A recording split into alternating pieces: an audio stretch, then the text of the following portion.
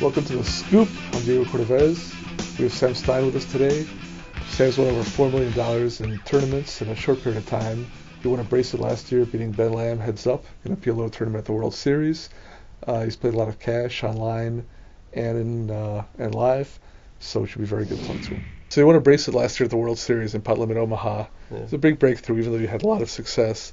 But the interesting to me, which I heard, was that you beat Ben Lamb heads up, which is significant in itself because he had a tremendous year, but you were the one man who overcame him heads up. But he really was more or less a mentor to you in Limit Omaha and poker in general. Is that right? Yeah, not poker in general, I would say, but definitely in Omaha, I learned a lot from him and Chance Corneth, and definitely got a lot better from. I was only playing No Limit Hold'em, so when I realized they were telling me that I was hanging out with them a lot, good friends of mine, and they were telling me how good the Omaha games were, cash games, tournaments, and I decided it was a good time to learn a couple years ago now. What was kind of the process of learning? Was it just from observation or observation? I just kind of watched them play like online at the time, and and then sometimes sitting behind them in some live cash games or whatever, and just talking with them about hands and stuff, and playing a little bit on my own. So you were starting from scratch. In other words, you hadn't even really played a PLO until you started.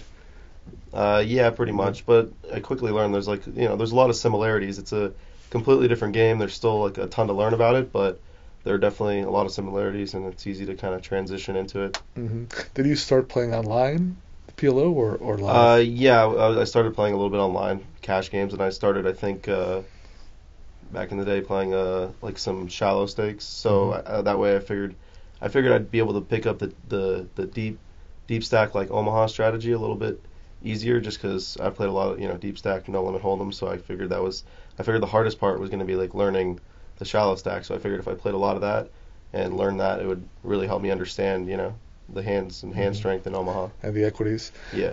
So once you reach heads up in the World Series, it's really important to you, obviously, to win a bracelet. You'd had a number of close finishes before then, and everyone wants to win a bracelet. Was there just like some high level thinking about higher and higher levels against someone who knows how you play and who's obviously influenced how you play, and you've watched him play a lot? So now was it even more complex to play heads up, where you're thinking, what does he think that I'm going to do, or are you going to change up what you usually do in order to get away from what he might think you're going to do? Yeah, I mean, it was definitely interesting. It was definitely going through both of our minds, trying to think of any way I could take advantage of it, and I'm sure he was doing the same. And it honestly, in heads up, it came down to somewhat of a cooler, like probably 7 or 8 hands in, so that was nice. So it was pretty short. Yeah, it was a pretty short heads up battle, but I mean, it just was going back and forth at first, and then just I had a 2-1 chip lead, and then one hand we just got it all in on the turn where I had the nut straight and he had the second nut straight. Right. So that made it kind of easy, but it was definitely going through both of our minds of how we're going to approach the situation. So there wasn't a particular hand where you started to maybe even second guess yourself as to whether he might be thinking something differently than a typical opponent. There was probably one hand in heads up play on each side of ours that was tough. Like I had one hand against him where I wasn't sure what to do on the turn, and it was based on knowing the way he plays, and I was just trying to figure out how he was going to approach our heads up match, because one side of it is like I know the way he thinks about Omaha, and it would make a certain decision right, but of course he knows that I know that, so it made it harder. And I'm sure that there was a hand that I won off him that was pretty similar as well. Can you tell us about either of those hands, just kind of what you're thinking? Honestly, don't remember them like too vividly. I just remember one on the turn I ended up folding to him, and it was a spot where I know he likes to barrel, and I had a decent hand, but like certainly a hand that wasn't good enough to improve to like a really big hand on the river. Right. So I knew that I was probably going to be facing like a third barrel bet, and I just didn't know if he was going to do that against me, given the fact that he knows that I know he likes to bluff big on those kind of board textures. So this is what's interesting to me, playing in cash games against familiar opponents, which is then you really start to think on a higher and higher and higher level, where like in your example there, yes, he knows that you know that he likes to barrel that spot, so it would be a great spot to actually have a hand. But then again, if he thinks that that's what you're going to think, he can take it to the next level and barrel through just on that premise. Right. It's deep enough as it is when you're playing against someone that's, highly skilled and you're thinking like that. But when it's someone that's highly skilled, one of your best friends, and you talked about the game, endlessly, it makes it even that much more.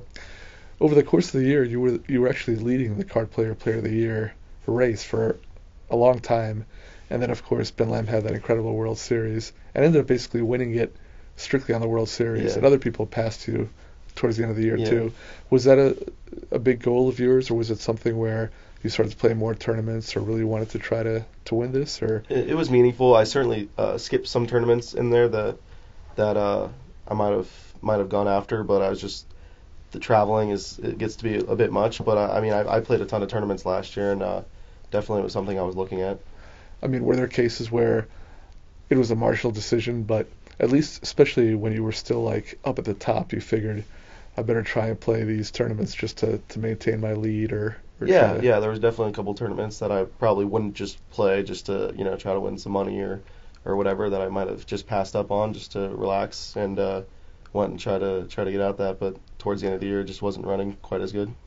One thing I liked learning about you, and hopefully it'll be accurate, is that like a lot of people, like a lot of young players who are on the rise, you played online, but that your real education was live, which is somewhat unusual because there are a lot of players who've now are transitioning to live for obvious reasons, but who literally had not played a hand of live their first couple of years of poker. But you were playing live games in Las Vegas. You were underage, kind of old school Phil Ivey style. Yeah, a little bit of where that, you were underage. But is that really where you kind of earned your I moved out to Vegas on a whim when I was 19, and didn't have a ton of money or anything, but decided to try to play some live cash games, and I just started playing pretty much every day and played with a lot of the same people, and I think that definitely helped me get a really good start and just getting a good feel for live poker, and I feel way more comfortable.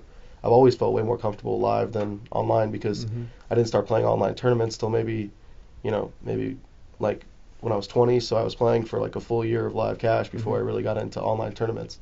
So, and even with your success online, kind of those live experiences were what really formed your poker skills and philosophies. Definitely. I did pretty well online as well, but definitely the live experience helped a lot with these live tournaments more so. And this was low stakes, no limit cash? Yeah, 2-5 and 5-10, yeah. Yeah, not that low. And even 10-20 sometimes, towards the end, but yeah. Not that low. Probably when you started, you were not fully capitalized for them. I started playing 2-5, and then pretty quickly the 5-10 games were looking good, so I started playing that every day. But yeah, at the time, it was probably not the smartest idea, but the best way to actually jump in and learn a lot. Yeah, I was able to learn a lot. Played with some, pretty good players, and was able to learn a lot from that. So now that we're in this post-Black Friday period, a lot of players who played almost exclusively online are transitioning to live play or feeling their way around live games. So for you, it's not really as big a deal, I assume. Yeah, no, I never had a transition period, so it was kind of just easy to once I turned 21 to start playing live tournaments. And now is your main thing playing live cash and tournaments, or just tournaments? Yeah, I'm playing a lot more live cash, higher stakes cash games and stuff. Just no limit in Omaha, and that was another reason why learning a lot about Omaha was good, because there seems to be a lot of good Omaha cash games that run throughout different series. I played in the Bahamas, and I was playing a lot of cash game out there and went really well. So just stuff like that.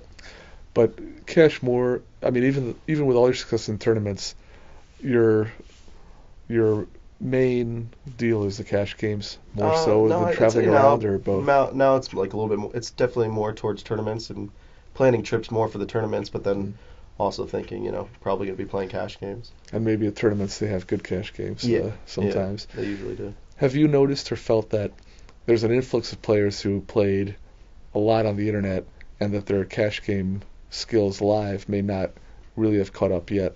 Just in terms of different things that they have to do. Of course, there's tons of players that are really good and really technically sound with the game, but when they play live cash, they just haven't played with certain guys a lot, and they just kind of, and a lot of times the stacks can be a lot deeper than it is online, so it's just kind of tough to know how often someone's bluffing or specific people and playing with fish and just kind of understanding how often they're gonna be bluffing, and you got to learn that kind of stuff. It seems like a big thing where people talk about kind of live tells or game flow and all those things, but one of the biggest differences is that you really don't have those super deep stacked cash games, whereas I see at Bellagio, for example, where people are playing no limit or pot limit at any of the kind of medium or higher stakes, sometimes it's 1,000 big blinds deep. Yeah. Which is a whole different game. I mean, more than any other factor, that's like a different game. Playing that deep, no matter if it's no limit or pot limit Omaha, you can get put into some really tough spots for sure. I mean, there's situations that maybe never come up online just because of that, where there's so many more plays that can be made, especially on the flop when you're that deep, that people just haven't faced those decisions. Yeah, because bet sizings definitely could be bigger live. Some people bet a lot bigger, so all of a sudden you're sitting super deep in a game and you get 3-bet, and when he's barreling, his third barrel could end up being your entire stack. It just can be that way, that simply, if somebody's betting that big. Thanks for joining us on The Scoop. Sam Stein's been very interesting, talking to him about the World Series. We're going to talk to him some more about tournaments, about cash games. Have him back next week. So look for us here on Power Player TV.